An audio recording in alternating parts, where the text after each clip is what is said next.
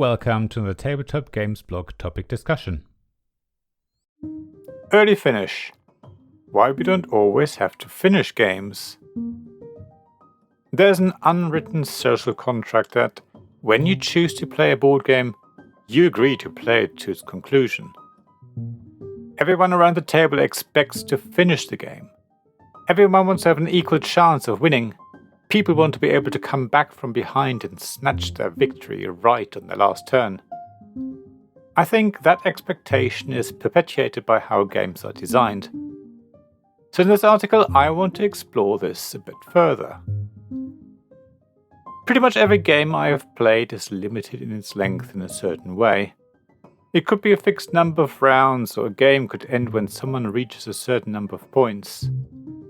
Real-time games are limited in the amount of time people have on their turn, or as a whole in the game. Even non-real-time games have their expected duration printed in the box. So whatever the mechanisms are that define when a game ends, everyone has a rough idea of what to let themselves in for from the beginning. There's pressure on everyone to finish the game they started. It's not really acceptable for anyone to want to stop early, unless they have an extremely good reason to do so. Short of missing their last train home or getting an emergency phone call, everyone is expected to see the game through right until the bitter end. I think one of the reasons is due to how games are designed. There's often an arc or sort of rhythm to games in the way they score. So unless you play the game to the end, you will miss out on opportunities to win. Even in games where there's no score, timing is often important. If players don't get the chance to play it until the game's rules say it's over, they might create imbalances that make gameplay unfair in some way. I often find this in Tapestry from Stonemaier Games. Factions score in different ways and at different times. One faction might score little to start with, but then score heavily near the end, while another scores evenly throughout. So if you don't play the game until its official finish, the first faction won't have had the opportunity to catch up and win. Many games also include certain catch-up mechanisms. Players who are behind on points get some sort of bonus to allow them to catch up with the others. That mechanism won't work if you finish the game early. The player at the back will feel treated unfairly. Even when everyone has the same cadence to scoring during a play, many games have endgame scoring. Players add complete objectives or other bonuses to the points they accumulated during the game to decide the winner. Without that last scoring phase, scores make no sense. For these games, it is vital that you don't finish early. So, however you look at it, many games force players to play them from beginning to end. Not doing so doesn't just go against the rules, but also breaks the game. Yet there are games where it is perfectly acceptable to finish early. As I was learning the rules for Shikoku 1889, I found out that in the 18xx genre, there will be times when it's clear that nobody can catch up with the leader.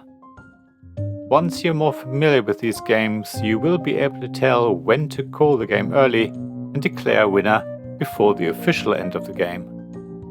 In fact, my game group did this during one of our games when we got to phase 6 of Shikoku 1889, and the player in the lead was just getting more and more money. We had no shares in their companies and no way of halting their expansion. So we all agreed that we would finish the operating rounds, count up our money, and end the game there. It felt like the right thing to do. It didn't feel like a bad thing. Even the player in the lead saw that there was no point in carrying on. Sure, they would have wanted to make more and more money, but it wouldn't have changed the outcome of the game. There is no catch-up mechanism in 18xx games. If anything, these games reward players who do well, and that's not a bad thing. So after playing that game of Shikoku 1889, I wondered why there aren't more games that allow players to finish early. If someone makes really good decisions from the start, it should be fine for all players to agree to stop the game and either play it again or play something else.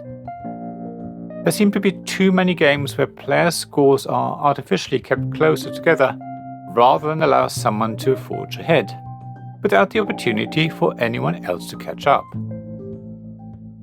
I know that people often want to know who comes second or third. Merely declaring a winner isn't enough. I get that. In my game group there's one person who's most likely to win. Very often games are a race for second place for me, so knowing who comes second or third matters. At the same time, pretty much everywhere you look, only winners are mentioned. My BG Stats app highlights the winner and tells me how many games I won. Board Game Arena emails me to say I lost even when I came second. I might get a few points for second in a BGA tournament, but winning is all that is rewarded. So we have to admit that we are used to either winning or losing. I suppose the only time when finishing a game early isn't the right thing to do, at least in my view, is when 2 or more players compete for first place, while 1 or more are so far behind that they have no chance of catching up.